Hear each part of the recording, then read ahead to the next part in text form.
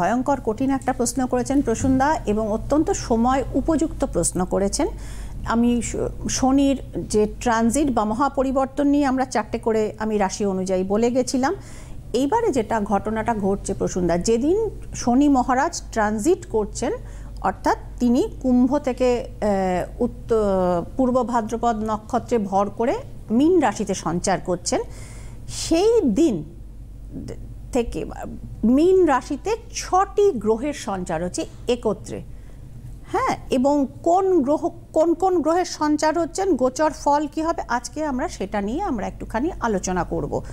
তো আমি একদম মানে টু দি পয়েন্ট লিপিবদ্ধ করেছি। আমি একদম বন্ধুদের অনুরোধে, এবং বন্ধুরা অনেকেই এই কোশ্চেনটা আমার কাছে জানতে চেয়েছেন এবং এটাও জানতে চেয়েছেন যে শ্রীময়ী এটার ফলাফল কি হবে। আমরা অনেকের মুখে শুনছি এবং সেদিন এটি খণ্ডগ্রাস সূর্যগ্রহণও কিন্তু হচ্ছে, মানে শনি, সেটা আমাদের ভারতবর্ষে হয়তো দেখা যাবে না, দৃশ্য নয়, কিন্তু এটা হচ্ছে cosmic connection. Solar eclipse is a cosmic connection. আপনি দেখতে পান, আমি দেখতে পাই কিংবা না পাই, এর কিন্তু একটা বিশাল এফেক্ট আছে, এফেক্ট, এবং অফকোর্স এটা কিন্তু নেগেটিভ এফেক্ট প্রসূনদা, নেগেটিভ অ্যাবসলিউটলি। যেমন ধরুন 19 সালের 2019-এর যে লাস্ট যে সূর্যগ্রহণটা হয়েছিল, তখন আমি তখন আমি মানে সিটিভিএনে প্রোগ্রাম করা শুরু করি। তখন আমি যেখানে যেখানে প্রোগ্রাম করতাম তা আমি বলেছিলাম যে এর একটা মারাত্মক নেগেটিভ এফেক্ট তারপরেই শুরু হলো। তো কি ফার্স্টে আমি বলে দিচ্ছি কোন কোন গ্রহগুলো আসছে। ফার্স্টে সঞ্চার করছে রবি, তারপর সঞ্চার করছে চন্দ্র, তারপর হচ্ছে শনি, এরপর আসছে রাহু। শুক্র মীন রাশিতে বসে রয়েছেন। বন্ধুরা বহুদিন ধরে জানেন মীন রাশি শুক্রের তুঙ্গস্থ ঘর, এটাও সিটিভিএনের দর্শকরা অনেক দিন প্রোগ্রাম দেখে দেখে জেনে গেছেন। ইনি বক্রি হচ্ছেন, অর্থাৎ শুক্রদেব বক্রি হচ্ছেন 2 মার্চ, বক্রি বা রেট্রোগ্রেড হয়েছেন। তার ফলাফলে আমি আসব, এবং সঙ্গে বুধ কিন্তু মানে রেট্রোগ্রেড হচ্ছে, বক্রি হচ্ছে 15 মার্চ থেকে, অর্থাৎ 28 তারিখ যে অমাবস্যাটি শুরু হচ্ছে 29শে মার্চ, সেই শনিযুক্ত অমাবস্যা, এবং 6টি গ্রহ, তার মধ্যে 2টি গ্রহ হচ্ছে এখানে বক্রি।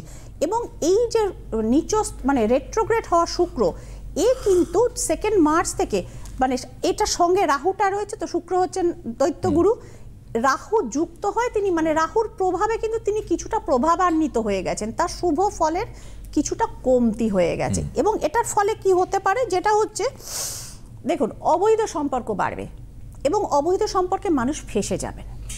এটা কি মানে জীবনে যা কখনো হয়নি, যে মানুষ সম্পর্কে এরকম কোনো দিনও শোনা যায়নি, বা তিনি ফেঁসে বড় সমস্যায় পড়তে পারেন।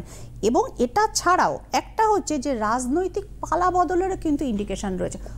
আমি এর আগেও বলেছিলাম সত্তা গিরনে কি সংকেত হয়, তো হট করে কিন্তু বড় পালা বদল হতে পারে, যেটার জন্য মানে মানে বলে না বিশ্বজুড়ে, শুধু ভারতবর্ষ পশ্চিমবঙ্গ কোনো নির্দিষ্ট স্টেট আমি এরকম কিছু বলছি না, বিশ্বজুড়ে।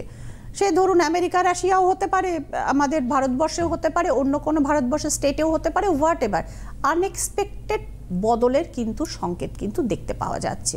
এবং সাইক্লোন, প্রাকৃতিক বিপর্যয়, এই জাতীয় জায়গাগুলো হচ্ছে। এবং আরেকটা জিনিস আপনি যেটা বললেন না প্রসূনদা, যে শ্রীময়ী বিভিন্ন জায়গায় যান, তা 29 তারিখ যে অমাবস্যাটি পড়ছে, শনিযুক্ত অমাবস্যা, খুব কঠিন ক্রিয়াকর্ম সেক্ষেত্রে হবে।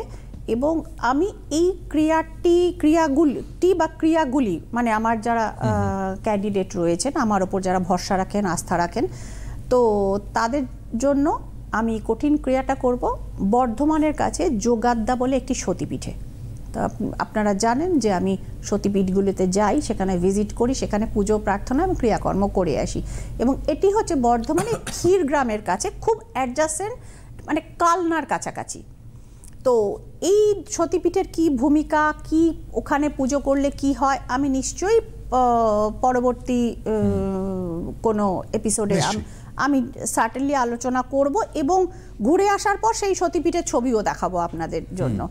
তো সুতরাং এটা আমি তো দেখাই, মানে ঘুরে আসার পরে আমি অবশ্যই সেখানে আমি দেখাই, এবং মানুষজন দেখতে ভালোবাসেন, আচ্ছা ঠিক আছে এখানে। এবং অনেক জায়গা ধরুন যেগুলো অতটা অপ্রচলিত, ততটা মানে সেই বলে না পাবলিসিটির আলো সেখানে পড়েনি, এরকম অপ্রচলিত সতীপীঠেও আমি যাই, এবং সেখানকার যে ফলাফল এবং সুফল সেটি আমি চেষ্টা করি মানুষের মধ্যে বিতরণ করতে। তো আমাকে প্রসূনদা আমার কাছে না, এবারে আবার চলে আসুন যে এফেক্টটা কোন বিশেষ গ্রহের উপর শুক্রযুক্ত রাহু, সেই জায়গাটির ওপর বড় এফেক্ট এখানে পড়তে চলেছে, এবং সঙ্গে হচ্ছে বুধটা নিচস্থ হয়ে যাচ্ছে। এক্ষেত্রে মানুষের সিদ্ধান্ত নিতে ভুল হতে পারে, হঠাৎ করে ধরুন এই যে মানে ভুল ডিসিশনে বিজনেসের লস হতে পারে, অতিরিক্ত প্রলোভন, ধরুন মিউচুয়াল ফান্ডে একটা বড় ইনভেস্ট করে ফেললেন, টাকার ভরাডুবি। এবং একটা জিনিস, এমনিতেই চাকরি বাকরির ক্রাইসিস রয়েছে এই সময়টায়, চাকরি কিন্তু অনেকের চলে যেতে পারে, এইটা একটা বড় থ্রেট, ফাইন্যান্সিয়াল থ্রেট। মানুষের জীবনের বেসলাইন হচ্ছে ফাইন্যান্স। এটা আমাদের প্রসূনদা করোনা পরবর্তী সময়ে আমরা মর্মে মর্মে বুঝেছি যে ইনকামটা বন্ধ হয়ে গেলে কি হতে পারে।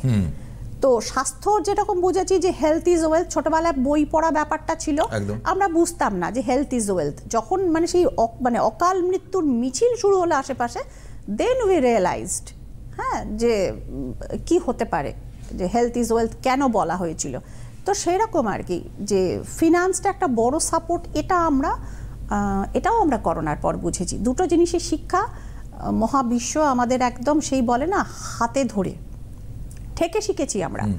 তো এইটা হয়েছে। এবং আমি এই সংক্রান্ত একটি হোয়াটসঅ্যাপ আছে, আমি সেটাই বরং রেজাল্টটা আমি পড়ে নিই, এবং তারপরে বন্ধুদের জন্য যদি সময় থাকে আমার কাছে রিকোয়েস্ট আছে এই 12টি রাশি লগ্নের কি ফলাফল হতে পারে এই ষড়গ্রহী যোগের, তো সেইটার ব্যাপারে ম্যাডাম আপনি একটু আলোচনা করবেন।